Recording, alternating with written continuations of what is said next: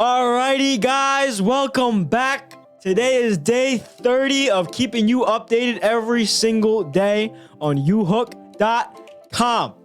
Essentially, what we're doing is we're updating our peer-to-peer rental marketplace website, and we are doing the prototyping and design ourselves. And we gave ourselves a timeline of 1 month to get everything complete because we need to act with speed. So we're keeping you updated every single day for the past about 30 days, because today is day 30, and we are going to give you the rundown of everything we did today to keep ourselves accountable, because we show up every day, no days off. Because why? Because we want this marketplace to be the best marketplace in the world. If nobody reminded you, today is a fantastic day. Let's get right into it. My name is Elia Crispin, and this is my brother Daniel Crispin. He's going to start us off today, so let's get right into it. It is currently 9:20 p.m. on a beautiful, fantastic day. We're going to get right into what we did today. How can it be the day? It's in the night. Why? Because it's nighttime. All right. If you guys don't already know, I've changed up the help center once again. Now, it didn't really add up that all these icons, and then there was just Sherman the donkey. So I've now changed it, and I'm going to add Sherman the donkey to every single one, doing a different pose corresponding to the article. Yeah. And that's what I've been working on. I wrote all the poses he's going to do here. And then I've also now implemented a new feature. We're going to add a call center to uHook because it just builds more trust. It's more convenient for users to contact so support. What happened previously, we said we won't make a call center because we don't have the funds and like the money to start up a whole call center. But we realized we don't actually need a call center because we have the help center. All we need is one guy and a laptop, because essentially what they can do is they can answer calls, and then anytime, let's say they're on the call, right? They're obviously going to be trained to answer support calls. And obviously, like once they have the question, like what's their issue, the person on the line that's going to be answering our calls is just going to go to the help center, and they're going to search up, see if there's a solution. And if there isn't a solution, then they'll say something along the lines of like, all right, so we looked into it. We don't have a possible solution at the moment. We're going to have to take it up with the Logix operations department. We will get back to you though as soon as we hear a response from them. Something like that. But it is possible to have a call center without having it is possible to have a phone number for your business without having an entire call center, which is what we're doing, and we're just gonna see how it goes. To start out, we're not sure if we're gonna hire some people to do it, but we will have the option to call. And the main reason why we want the option to call is because when you have an issue, it's kind of annoying to try to contact support through like emails. It's very slow. So like calling makes if your payment's on hold and it says completed, you want to know why, and then to fill out an email, send some random person you don't even know an email. No, that doesn't add up. Now we've implemented phone calls. You can get right onto the phone, get your stuff sorted out. It's like Amazon. If like you had to do a return, like anytime you wanted to return something to Amazon, you had to write up like 5 emails and go back and forth just to get a return done. That would be kind of annoying. Instead, you just call them and they take care of it on the spot. That's kind of what we're gonna do with the support. Yep. And by the way, Amazon did that in the beginning. Now they have a more sophisticated system, but they took a while to build it, and we took inspiration and we're going to put it from the beginning. We don't need to put it down the line. Figure out a way to put it in the beginning with no money, and we're going to do it. And I've now updated and it may not work, but it's just basic problem solving. If it doesn't work, we're going to figure out why it doesn't work, and then we're going to fix it. Similarly to how we just solved this issue of we don't have money for a call center.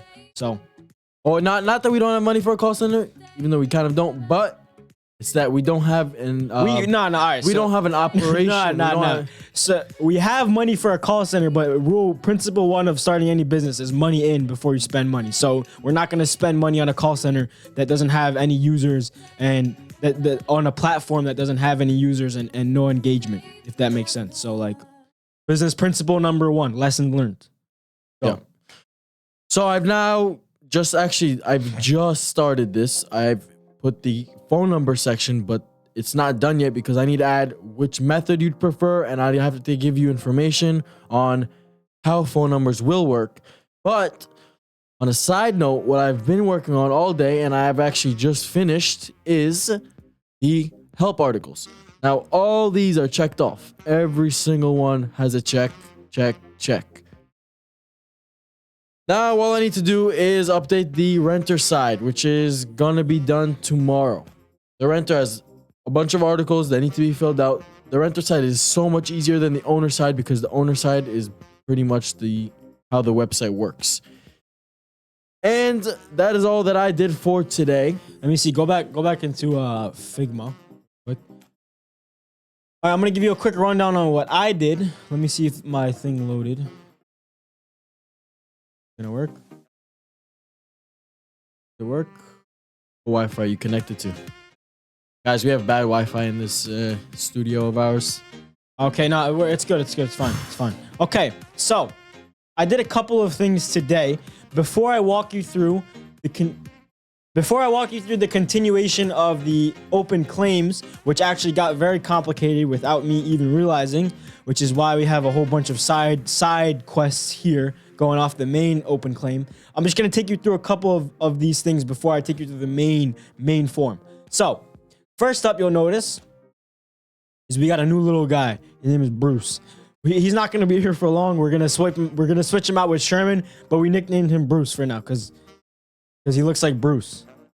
So here's what it's going to look like if you enter a rental ID of an active rental, right? So it's going to say, oops, you must end the rental before opening a claim. Please end the rental and try again. And then if you don't understand why do I have to end the rental to open up a claim? We give you an article here in the top right corner, and if you click on it, this is what will come up, and then this is the entire article explaining why, right?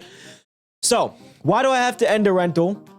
Why do I have to end the rental right before opening a claim? And the reason is we currently do not accept insurance or security deposit claims for active or upcoming rentals. And the reason is because we don't want to have like open rentals and upcoming rentals that haven't been activated yet on our system. We want those to be completed. And the thing is, like, if you have a not active rental, you can cancel it and then it'll be canceled and then you can open a claim. If you have an active rental, you can end it and then it'll be completed and then you can open a claim. So you can always open a claim on any rental. There's just a couple actions you will have to take before that. And part of the reason why we're doing this is just to keep the platform a little bit more secure and kind of filter out the scammers just trying to get the money from the insurance claims to keep you guys more safe and get you guys better results with the insurance claims. So then you get a quick message on the security deposit and then you get a instructions little portion on how to actually end the rental, right? So you click the button end rental, takes you to active rentals, and then you click end rental once again. Hopefully you can see it. Let me just show you here. Here, let me show you. Oh. Here, so check this out. So this actually took a while to do because we had to set up since the website isn't actually live, we had to set up the frames manually in Figma and then screenshot them. But here's what it looks like, right? So on this page, scroll to the bottom, click end rental. Then it takes you to active rentals. And then on the side panel, click end rental again on the rental that you want to open a claim on. End the rental, confirm, read the terms, submit a review, and then boom, you ended the rental. Now you can go back, put in the rental ID, and open a claim. Okay, now if we continue here, this is the same situation, but if you put a not active, right? You put in a rental ID and then the rental is not active, as you can see. I don't know, it might be hard to see, but it says not active right there. And then this time it'll tell you, you must cancel a rental before opening a claim. Please cancel the rental and try again. And then you have a similar article that says, why do I have to cancel the rental? walking you through the same reasons why you have to cancel the rental, right? And then it gives you the rundown here also with these 2 images. It says only completed and canceled rentals. You know, you get to check those ones can open a claim with those. Not active, or pending a payment, you cannot open a claim on those.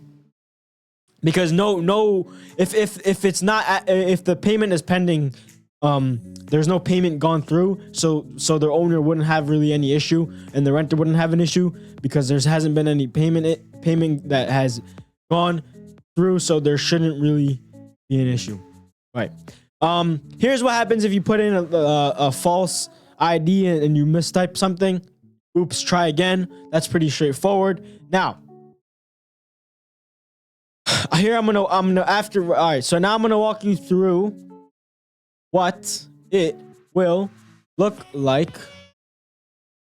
Here, I'm gonna walk you through the open claim sequence on a basic level before we get into all the side portions again. Hold on, let me let this load. Put some.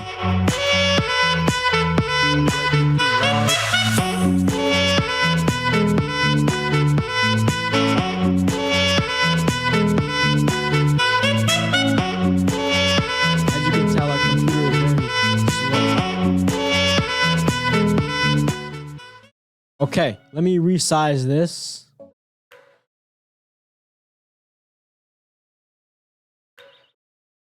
Great.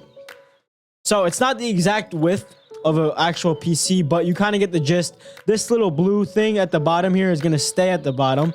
But, right, you search the rental. That's your rental ID. Everything is good. It's a completed rental. Boom. And then you hit continue. Once you hit continue, you're prompted with the next question. Select claim type, right? So this is going to be the version if your rental had a security deposit paid, right? So it's going to show up like this. Great. It looks like it looks like your item has a security deposit. Are you opening a claim to retrieve the security deposit? Typically takes 3 to 7 days, right? Because those are going to be easier because the money's already going to be paid. We don't have to extract the money in any way. We don't have to. It's just easier.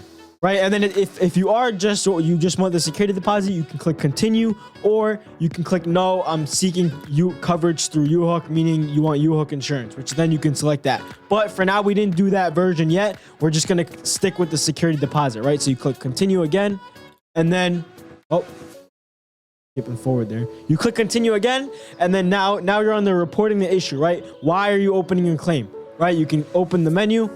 That's the hover. Open the menu, and then you get a couple options on why you open the claim, right? You have damaged item, missing item, aka theft, something was stolen, a late return, other issue, right? In this case, we're just gonna do missing item, theft.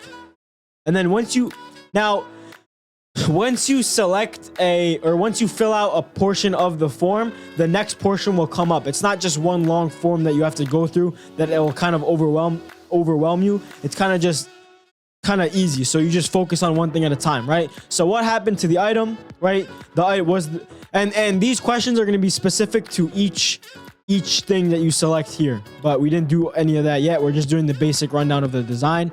So what happened, right? So they clicked missing item. So what happened to the item? The item was stolen directly from me. The item was not returned at all. The item was returned, but it's not the original item. Excuse me. Right, so in this case, right, we'll just choose the item was not returned at all, right? So you click. What you doing there, Sherman? Okay. Right, so the item was not returned at all, right? You click on it, and that. What happened? Okay, so you click on it, and this is what it looks like when it's selected, and then you can scroll down. This image of the donkey is going to be staying on the side here.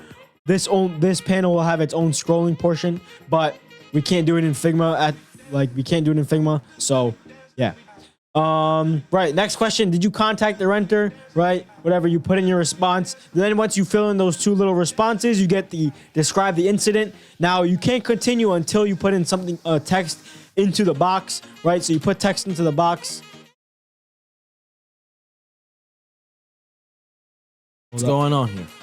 right? You put text into the box, and then after you click off of the box, this portion comes up, right, where you can optionally attach a photo or a video, but you don't have to, which is why the continue button is there. And then once you continue, you will be greeted with the next portion of open claims. But this is what we have so far for the open claims.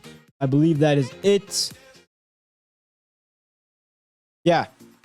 But as I was going through this, I realized that there is going to be a lot of variations and versions that this could go. So right now I'm just doing one basic plan, like one basic route, and then we're going to do all the diversions after. But it is very complicated and it does take a long time to do. So, but the main thing we're trying to capture here with the whole form is we're trying to make it as user-friendly as possible and kind of different from all the other insurance claim websites that we see. Like all the other, especially our competitors, they have their websites are very, when you try to open a claim, it's very like dull and boring, and it just seems like you're not going to get any money out of it. And we want it to seem trustworthy. We want ours to seem trustworthy. So that's why we're spending a lot of detail on this portion, because while we were doing some research, one of the main reasons why people don't upload items to rental marketplaces is because they're scared their item is going to get stolen. So we want to alleviate that fear as soon as possible and grow a trustworthy brand. Like if someone were to tell you, yeah, you want to rent your house on Airbnb, you wouldn't have an issue because Airbnb is a trusted website. People are used to using it. You're not going to be scared that someone's going to come and destroy your house. Even if they do that, you know that Airbnb is going to have your back, which is what we're trying to build here. What are you showing us? I'm just showing Sherman while you talk. That is Sherman from a side view. Sherman needs a badge. He's working at U-Hawk now. He's going to get a tag. Nah, I don't want to hire Sherman. Yeah? Nah. I think he's pretty good. You can't get hired on U-Hawk. You just use the platform. You just use the platform. But I think that is it for day number 30. Do we have anything else to cover? Yeah. Today is day 30. It's been 30 days since we've been updating you guys. I hope you guys enjoyed this journey. We did get a lot done in these past 30 days. It is January 29th, and the deadline we gave ourselves is January 31st. So we are going to try our very, very best to get everything completed by January 31st, but the meeting with the developers is on February 3rd, so we do have a little bit of a grace period. The meeting is not confirmed yet, but that's when we plan to have it. That's when we plan to have it. We have a little bit of a grace period because we're going to get this done. That is all for day 30.